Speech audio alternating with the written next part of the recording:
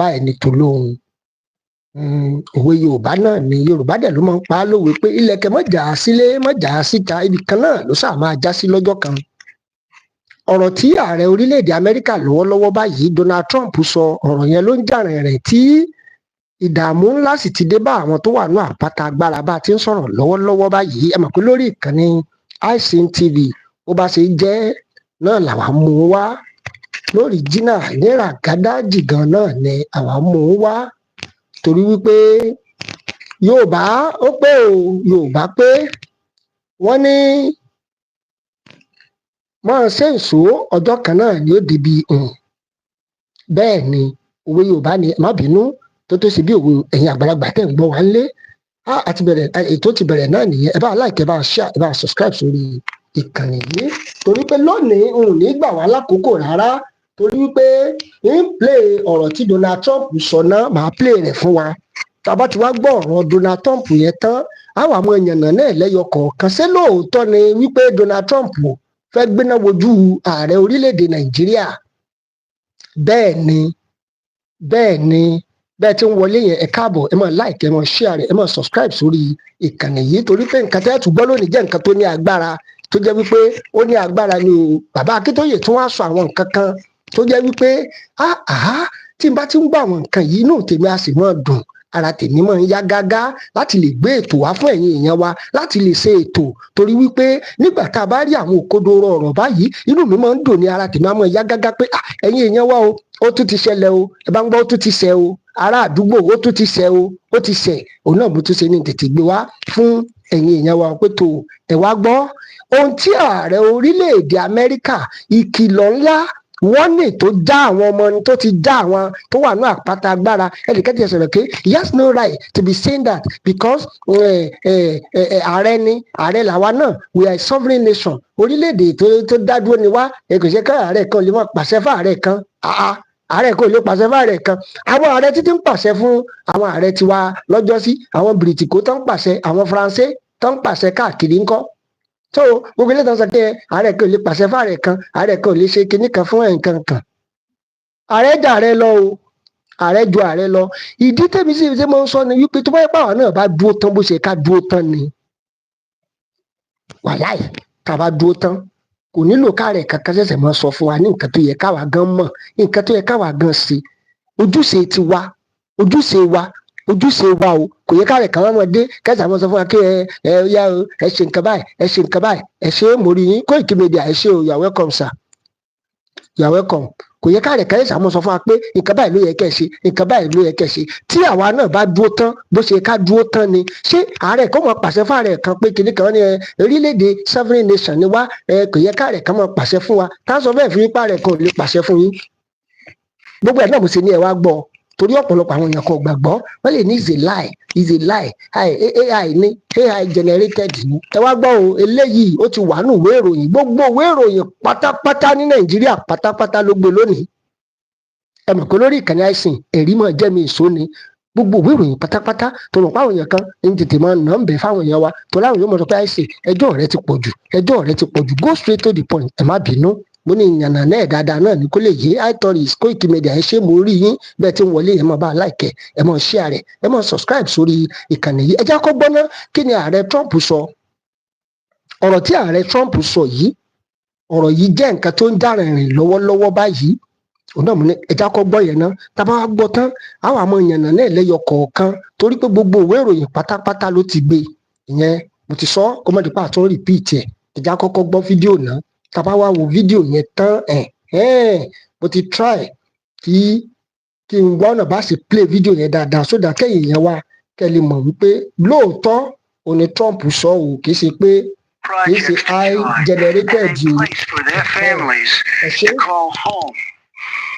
But this untapped potential is a national project to join and a place for their families to call home. But this untapped potential, this tremendous cause of optimism, is held at bay by bloodshed and terror. There can be no coexistence with this violence. There can be no tolerating it, no accepting it, no excusing it, and no ignoring it. Every time a terrorist murders an innocent person and falsely invokes the name of God, it should be an insult to every person of faith. Terrorists do not worship God. They worship death. If we do not act against this organized terror, then we know what will happen and what will be the end result. Terrorism's devastation of life will continue to spread. Peaceful societies will become engulfed by violence, and the futures of many generations will be sadly squandered. If we do not stand in uniform condemnation of this killing, then not only will we be judged by our people, not only will we be judged by history, but we will be judged by God.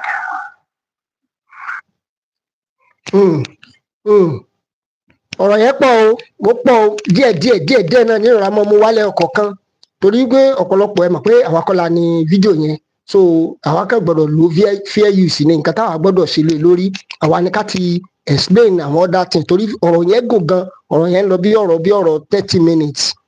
Ṣùgbọ́n ẹ jẹ́ wá mọ ìyànnà náà lónìí, gbogbo nǹkan tẹ́ ẹ gbọ́nu fídíò yìí ń wà mọ ìyànnà náà lẹ́yọ kọ̀ọ̀kan sìn kó lè yé wa, mi ì dẹ̀ nígbà wá lákòókò èyí mọ̀ mú lẹ́yọ kọ̀ọ̀kan ni. Ẹ jẹ́ n kọ́kọ́ bẹ̀rẹ̀ láti bí ìwé ìròyìn ṣe gbé lónìí. Ìwé ìròyìn Nàìjíríà, US condemn Boko Haram atrocity, Punch ló gbé, òun náà lẹ́ ń wò yìí. Ó ní ìwé ìròyìn Punch òun ló gbé, òun ni mo ní kẹ́ wò dáadáa. Ẹ jẹ́ n sáré kà á sí wa létí bí ó ṣe gbé lónìí torí ẹ rí ohun kó gbogbo ẹ̀ pátápátá. Fídíò yẹn sì go torí fídíò tí ń play fún wa lónìí sì pọ̀ ká tó wá máa gbọ́ ibi tá à ń lọ gan lórí ọ̀rọ̀ Yorùbá Nation torí pé Donald Trump ti sọ pé òun ò gbéná wojú ààrẹ orílẹ̀-èdè Nàìjíríà tí wọn ò bá tètè wá nǹkan ṣe sí ọ̀rọ̀ tó wà nílẹ̀ yìí. Òun máa gbéná wojú ààrẹ wọn wípé wọn ò lè máa pa àwọn èèyàn, wípé àwọn tó ń jọ wọ́n pa àwọn èèyàn, ẹ máa pa àwọn èèyàn, ẹ máa sọ pé you are worshiping God, you are worshiping God. Wípé irú Ọlọ́run wo ló ń béèrè ẹ̀jẹ̀ lọ́wọ́ yín? Pé Ọlọ́run wo gangan ló ń dìmáàndì pé kẹ́ ẹ máa pa àwọn èèyàn? Gbogbo yẹn pátápátá òun náà ni mo fẹ́ kẹ́ gbọ́ wa dáadáa, mo fẹ́ kẹ́ gbọ́ dáadáa náà ni. Ẹ jẹ́ sáré ṣe lè mo fẹ́ kó bright dáadáa kẹ́yìn tẹ̀ ń wò wá lé kẹ́ lè máa gbọ́ wa dáadáa. Yẹ kó bright kẹ́ lè gbọ́ wa dáadáa náà ni. Ẹ jẹ́ ṣe báyìí kẹ́ lè gbọ́ wa dáadáa. Mo fẹ́ kí fídíò yẹn light dáadáa kẹ́ lè bá gbọ́ wa dáadáa. Ẹ ṣe. Now ẹ jẹ́ sáré kà bí ìwé ìròyìn ṣe gbé lónìí. Punch gbé o, wọ́n ní United States mission to Nigeria has condemned Boko Haram atrocity. On January 20, 2025, US President Donald Trump suspended all foreign aids for 90 days, citing concern about global destabilization and misalignment with American interests. Chengbo, these moves follow growing calls for a comprehensive review of how U.S. Agency for International Development Aid funds have been spent. U.S. mission to Nigeria disclosed this in a post on X on Tuesday. On Tuesday, that is Ananiya. Comprehensive monitoring and the evaluation system are in place to help verify that U.S. assistance reaches intended recipients. The mission stated. The U.S. mission also strongly condemned the ongoing violence and loss of life caused by Boko Haram in Nigeria. Olele. Chengbo, loss of lives in Nigeria. Ìdí tó bí Trump gangan nínú nìyẹn. Ṣé rí fídíò àkọ́kọ́ tẹ́ ẹ kọ́kọ́ gbọ́ yẹn, fídíò yẹn gùn gan pọ̀ ló bí Trump nínú. Ìdí tó kọ́kọ́ bí inú nìyẹn pé kí ló ṣẹlẹ̀ gan? You are killing people. You are telling them that book is haram. Book is haram. When you kill, you are killing for God. Irú God wo ló ń béèrè fẹ́jẹ̀ tó ń béèrè fún epo tó ń béèrè fún òróró? The same thing. Is it not the same thing that Sunday Boko was shouting about? You can't be killing people and ask us to shut up. Adúpẹ́ pa àti ẹ̀rí ààrẹ orílẹ̀-èdè tó lè rí bí àwa yòókù náà ṣe ń rí ẹ mọ̀ pé lórí ìkànnì àìsàn lórí freedom làwọn ń jà lé lórí là ń sọ̀rọ̀ lé lórí it's all about freedom, physical freedom, spiritual freedom ni you must free. Èmi àdèmọ́ sọ mo ní ṣe rí freedom kì í ṣe Christmas gift tẹ́lẹ̀ kó wà gbé fún yín lé it's not a Christmas gift nobody will come and give you at home we all work for it bẹ́ẹ̀ ni we will work for it. Ọ̀rọ̀pọ̀ bẹ́ẹ̀ o ẹ jẹ́ sáré máa kà á torí káwọn èèyàn mi máa ní àìsàn ẹjọ́ rẹ ti pọ̀ jù wọ́n gangan kọ́ la fẹ́ gbọ́ ìfẹ́ wa náà lẹ́ni ẹ̀ ṣe.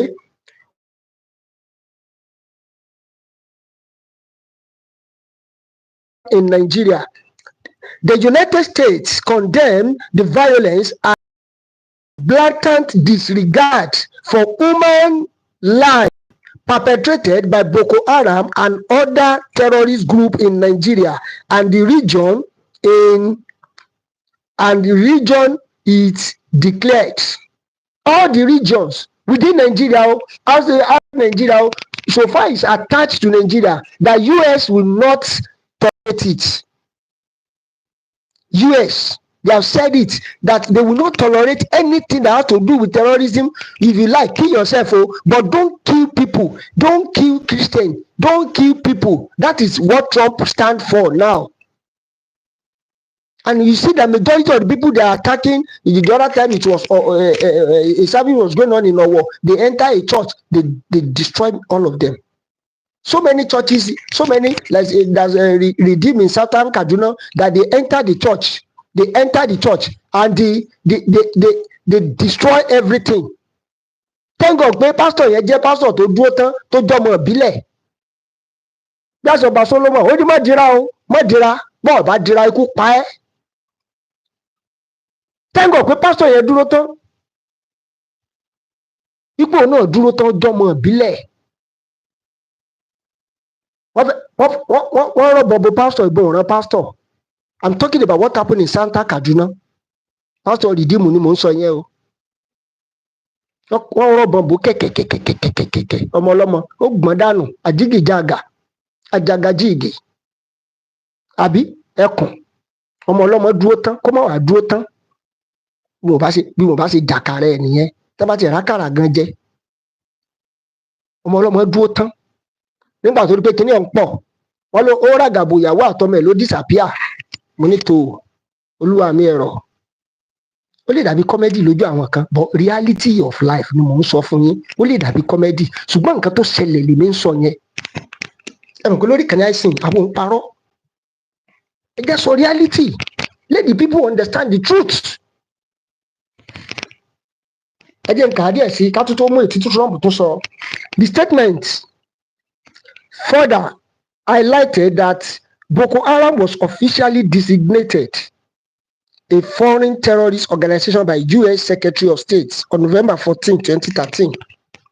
It said the designation was to block the group's assets, restrict its fundraising efforts, prosecute its members, and prevent them from traveling to the United States.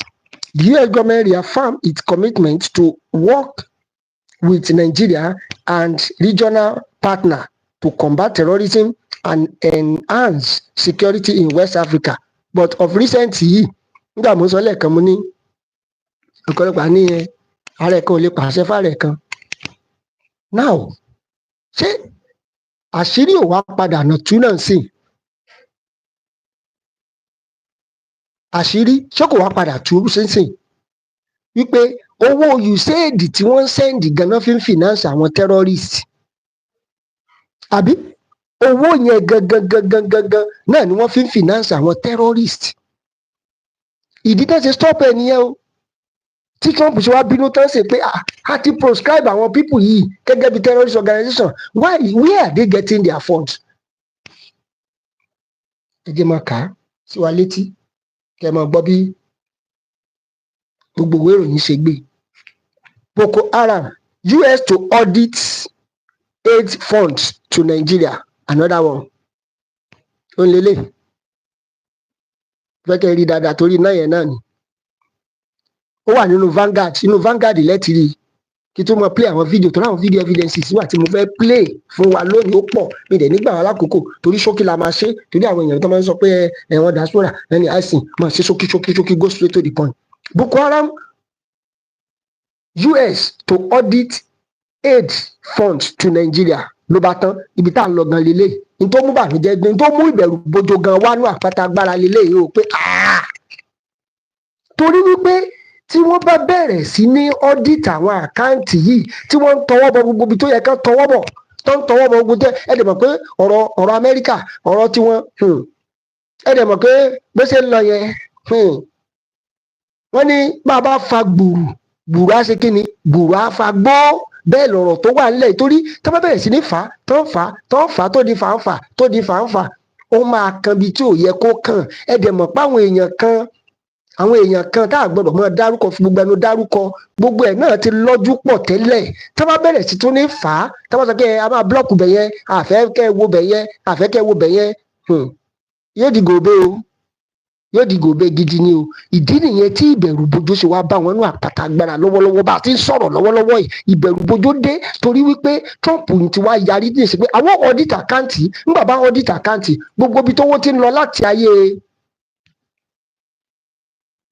àwọn tó ti ṣèjọba bẹ́ẹ̀ látàyè Ọbásanjọ́ o lórí Yar'Adua o lórí Jonathan o lórí Buhari o gbogbo ipá tí Buhari kó ṣebí love of recent náà ni ààrẹ Tinubu ní kí Buhari àti Ọbásanjọ́ kan wá sí France ká lọ wí tẹnu wọn bẹ̀ ní owó tó ń gba owó Malabu project owó power plant tó yẹ kí náà máa tàn kí náà ṣẹ́jú wáìwáìwáìwáìwáìwáìwáì láyé Ọbásanjọ́ ọ̀pọ̀lọpọ̀ àwọn èèyàn ní òye nígbà tí olóyè Ìgbòho tó ń sọ̀rọ̀ sí Ọbásanjọ́ ọ̀pọ̀lọpọ̀ sọ pé kò yẹ kí Ìgbòho kéré Ìgbòho yẹ kó sọ̀rọ̀ sí Ọbásanjọ́ ẹjọ́ ẹ sọ àǹfààní kan tí Ọbásanjọ́ ṣe fún ilẹ̀ Yorùbá.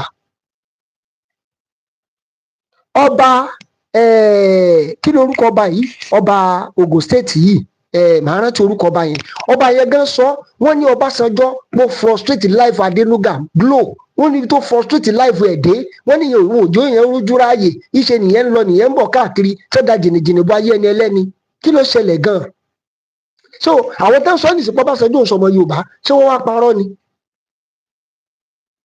ẹjọ́ ṣé wọ́n parọ́ torí wípé báwo lè yóò ṣe rí nǹkan tó benefit ọmọ Yorùbá ńlẹ̀ téèyàn ó dẹ̀ mọ wá gbogbo ọ̀nà wípé kíní iṣẹ́ àjàǹfààní kankan gbà tó Ọbásanjọ́ wà lórí oyè Yar'Adua ló parí ọ̀nà Ṣàngó ọ̀nà ọ̀ngàn wọn ò tiẹ̀ tí ì parí ẹ̀ gan di sìn Yar'Adua ló ṣe àjàǹfààní kankan gbà yẹn Lagos Ìbàdàn express road nìyẹn òun náà ṣe tán ṣe tìyẹn now wọ́n wá náà fẹ́ audit account ń sìn ẹ jẹ́ sáré mọ̀ ká o torí wọ́n ti fẹ́ mọ audit account báyìí o.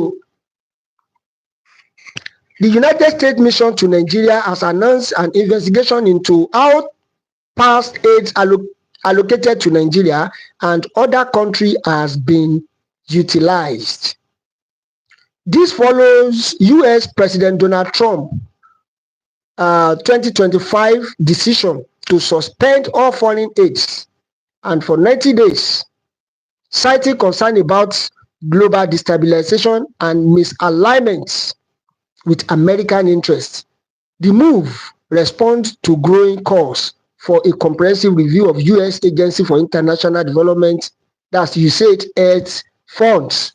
Now, olele nsìn n tó mú kí ìbẹ̀rù wá dé báwọn aráàlú àpáta agbára nìyẹn pé tí wọ́n bá bẹ̀rẹ̀ sí iṣẹ́ mọ́ pé nígbà tá a gbọ́ tí wọ́n sọ̀rọ̀ yẹn pé mo mọ̀ pé ọ̀pọ̀lọpọ̀ ti wo fídíò yẹn dáadáa ọ̀pọ̀lọpọ̀ ẹ jẹ́ n wò náà ẹ jẹ́ n wò bí a ti fídíò yẹn bá wà kí n play rẹ̀ fún wa tọ̀lọ̀pọ̀lọpọ̀ àwọn èèyàn tí ò tí wù wọ́n lè mọ̀ wò pé àhesọ ọ̀rọ̀ ni nǹkan tá à ń sọ tí n bá rí fídíò yẹn màá play rẹ̀ fún wa sódà kẹ́lẹ́ mọ̀ pé kì í ṣe àhesọ ọ̀rọ̀ ni torí nígbà tó yìnbó yẹn sọ̀rọ̀ wípé USAID ni wọ́n fi ń fọ́ǹdì Boko Haram àwọn yẹn And if you don't know, the Taliban's in charge of torí ọ̀pọ̀lọpọ̀ lè má ti wo fídíò yẹn ni mo ṣe fẹ́ play rẹ̀. Specially designated global terrorist organization by OFAC.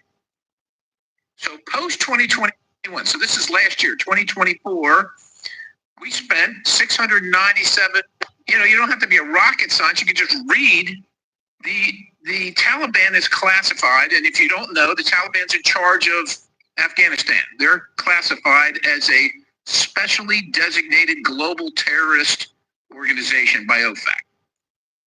So post 2021, so this is last year, 2024, we spent $697 million of the taxpayers' dollars in Afghanistan, including $534,719,000 in change from USAID in Afghanistan.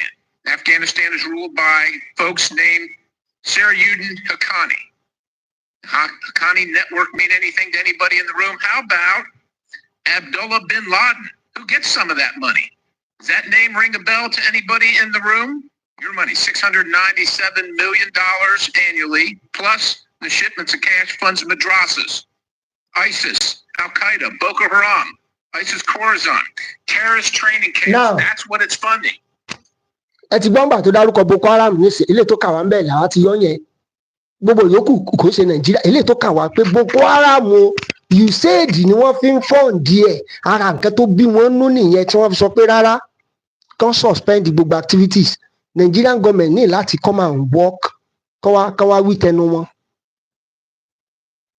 kí wọ́n wá wí tẹnu wọn ẹgbọ́n nǹkan tó sọ ń bẹ̀ yẹn nínú fídíò yẹn wípé owó tí àwọn ń fún wọn pé kán lọ́ mọ́ fi tún ìlú ṣe náà fi ń finance Boko Haram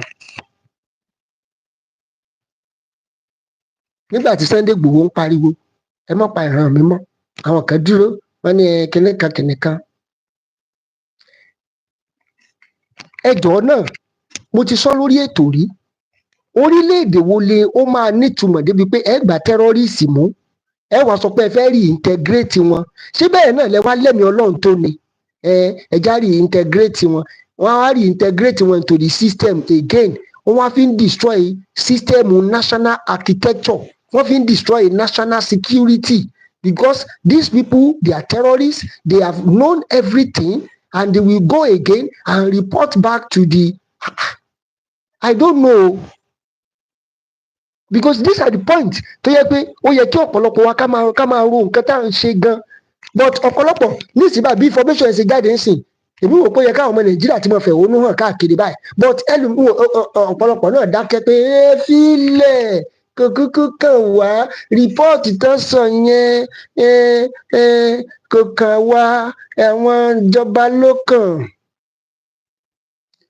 mọ́ tó bá ní sophisticated weapon military hardware níbo làwọn Boko Haram ti rówó tó fẹ́ ra drone Nigerian police ò lè afford the drone we are talking about weaponized drone níbo làwọn ti ń rówó ìgbà táṣìírí wá tún sí ṣé bóyá kán wọ́ọ̀dì gbogbo àwọn tó wà ní kinní everybody gbójú wọ́n sì rẹ́ni pé kò kà wọ́n ìdí nìyẹn tí kálukú ṣe gbọ́dọ̀ dá lọ. Jonathan sọ̀rọ̀ Jonathan ní wípé ó ní wọ́n mọ̀ọ́mọ̀ ba ìjọba jẹ́ mọ́ òun lórí ni nígbà tó sọ̀rọ̀ yẹn àwọn èèyàn bẹ̀rẹ̀ sí ní sọ̀rọ̀ wọ́n ní it's too weak it's too ṣe kinní kan mo sọ́ngbà yẹn mo ní wọ́n fi mídíà wọ́n fi báyé Jonathan jẹ́ mídíà náà fi báyé Jonathan jẹ́ pẹ̀lú propaganda oná fi báyé Jonathan jẹ́ Jonathan pariwo ń gbà yẹn pé these people they intentionally do this thing àwọn yẹn ní kó pánẹ́sàn you are weak you are this you are that because you are weak that is why you cannot control them. That tells us something. I wish not see. ẹ bá gbọ́ nǹkan tí Jonathan sọ only because you are weak because you are that. You cannot control. You cannot do anything. You are not in charge. Kó mọ̀ mutí nìkan ló mọ̀. You can only be drinking. Kíní kan ní kó sà máa mu ọtí lọ. We should mention it. Immediately the Chibok issue came up. We expect Nigerians to be concerned. How do we get these guys out? Within a couple of days, we saw people going to the US with Bring Back Our Girls placards. How? Why? And of course, the Mrs. Obama received one of those placards. I cannot take responsibility for the abduction. I don't control Boko Haram. They are criminals. But as a president, of course, no, it's not the president that go to the field. You have security and intelligence officers that do the work. Let me admit that, yes, maybe they do their best, but their best was not good enough for us to recover the gas. That does does not mean that I'm trying to remove myself from any blame. Yes, I may not be blamed for the action, but I could be blamed that my security and intelligence are not strong enough. In fact, now, with what you just... Now, ẹgbọ́n nǹkan tó sọ ń sìn, ẹgbọ́n nǹkan tí Jonathan sọ, òun o security ó lè kù díẹ̀ káàtó o, ṣùgbọ́n ṣé bẹ́ẹ̀ náà lòun wá wíìkì tó ni? À ń sọ̀rọ̀ nípa GCFR àbí ṣé bẹ́ẹ̀ náà lòun wíìkì tó? Ònìyẹn sìn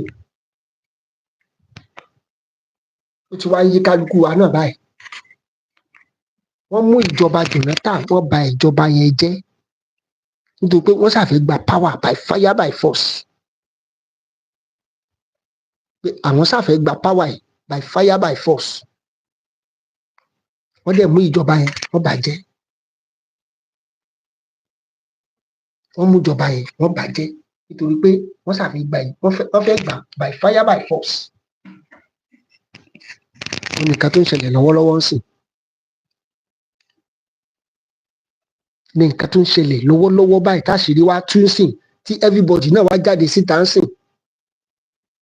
Amẹ́ríkà dẹ̀ ti sọ pé tó àwọn ò ní bá wọn mú ní kékeré torí wípé n tó wà ńlẹ̀ lọ́wọ́lọ́wọ́ báyìí ó ń tàbùkù bá orílẹ̀-èdè Amẹ́ríkà.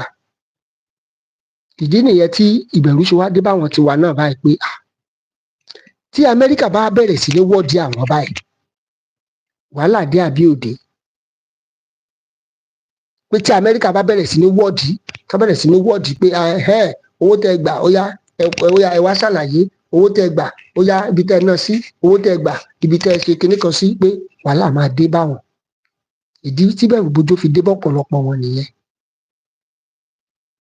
ṣùgbọ́n nǹkan tẹ́bi wá máa ń sọ náà lélẹ́ o pé gbogbo ìgbà yẹn kí mo máa ń sọ wípé báàkàn sí máa rojọ́ náà ní káàkàn máa rojọ́ bí ò ṣe pa bá gbé ìgbésẹ̀ tó kàn gangan la wá gbọdọ̀ gbé torí tá a bá láwùjọ sórí wọn Nàìjíríà yìí ẹjọ́ náà lákàn máa rò látòní dọ̀la. ìlú tèmi ṣe máa ń dùn pé tí n bá ti ráwọn nǹkan báyìí n kò kọ́ gbé wá ná kẹ̀tẹ̀ kọ́kọ́ rí ná ṣùgbọ́n ṣé bá ṣe máa rojọ́ náà lọ leléyìí torí ẹjọ́ yẹn náà lámọ̀ rò everybody ti mọ̀ pé bí gbogbo ẹ̀ ṣe rí everything ni ṣùgbọ́n orí ẹjọ́ yẹn náà láwọn ọmọ wà táwọn rojọ́ lọ sá all the time. Yọ bàbá wa Tinubu má jẹ́ kí wẹ̀ Ọlọ́run ní jẹ́ kí burúkú ṣẹlẹ̀ sí ẹ o. We are not happy the way the Fulani are treating you. We can fight back, of course, but fighting back is not the answer. Bẹ́ẹ̀ni o. The answer is kíkálukú lọ ṣe tiẹ̀ lọ́tọ̀ọ̀tọ̀. Àbí o. Kíkálukú lọ ṣe tiẹ̀ lọ́tọ̀ọ̀tọ̀. That's the answer. Ṣé láàárín gbogbo ilé tó ń ṣẹlẹ̀ Sharia ní the next thing tí Yorùbá ní ṣàwá ní ìdìbà ní gbogbo nǹkan tó ṣẹlẹ̀ sí wa ẹ̀bí ń bá àwọn èèyàn wa. Àpò ráìsì náírà ní 40,000 naira a few months ago ó ti di 100,000 naira. Gas bá fẹ́ epo sí mọ́tò ó ti di nǹkan tó ọmọdé ò lè rà sí mọ́tò mọ́. Life is being destroyed. Ní ilẹ̀ Yorùbá onílé lọ́nà àwa jáde láàárọ̀ onílé lọ́nà àwa jáde láàárọ̀ àdó síwájú ilé àmà máa fọgbọ́n bẹ̀bẹ̀ pé kò lè rí ẹni tó máa fún ní tọ́rọ̀ kọ̀kọ̀ kò bá ní fíìdì fámìlì tó ń fi sílẹ̀ sínú ilé. Ó ti tán. Bàbá wa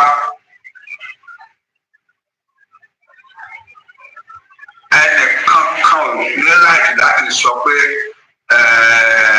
àwọn máa sọ pé àwọn náà ṣe fún ẹ àwọn náà ń gbé ilé president àwọn kọ́. Nigeria voted for you. You have a right to it. But àwa èèyàn nígbà pé kò di wọ́mọ títí torúkọ ẹ̀ á fi bàjẹ́ for the rest of time torúkọ Yorùbá nation náà fi bàjẹ́ pẹ̀lú ẹ̀ àní ìgbà o. The best thing is yọ bàbá báwa ṣètò báwa ṣe máa pín kínní peacefully tó jẹ́ pé lẹ́yìn ẹ̀ á ṣe tó máa ṣọ̀rẹ́ ara wa lọ.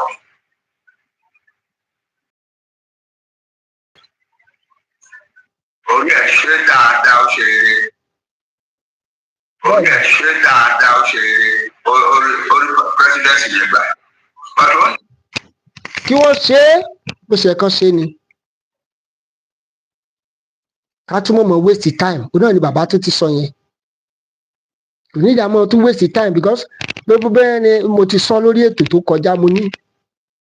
Bí ìfúnbá rẹ̀ Tinubu ṣe fọ́dún mẹ́jọ, ta ló máa gbà lẹ́yìn ọdún mẹ́jọ? Ìyẹn ló yẹ kó jẹ́ concern wa. Everybody will just go there and mark their attendance. Ṣùgbọ́n tí òkè kàṣẹ̀ wá ní ààrẹ Tinubu parí tiẹ̀ náà, ta ló máa gbà? Ìyẹn ló yẹ kó jẹ́ concern. Ṣé bá a ṣe mọ́ ọ bá lọ leléyìí? Ọmọ ẹni ò lè ṣèrí bẹ́bẹ̀ rẹ̀, ìdí ọ̀rẹ́ o. Ẹ bá like ètò ẹjọ́, ẹ bá share rẹ̀. Ká mọ̀ jù ogún pọ̀, ẹ bá share rẹ̀, ẹ bá like ẹ̀.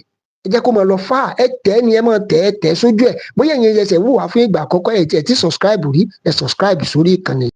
Torí freedom ni ó jẹ àwa lógún lórí ìkànnì eléyìí. Níta dẹ̀ gbé dání náà nù. Bẹ́ẹ̀ ni, níta gbé dání nù. Freedom náà ni bá ṣe gba òmìnira. Àbọ̀ physical ni o, spiritual ni o, tó jẹ́ àìsàn lógún nìyẹn o. Ilé tó jẹ́ àìsàn lógún nìyẹn. Ẹ bá like, ẹ bá share, ẹ bá subscribe sórí ìkànnì yìí. Ẹ ṣé o, tẹ́ ń tẹ́tí sí wa ní gbogbo ìgbà.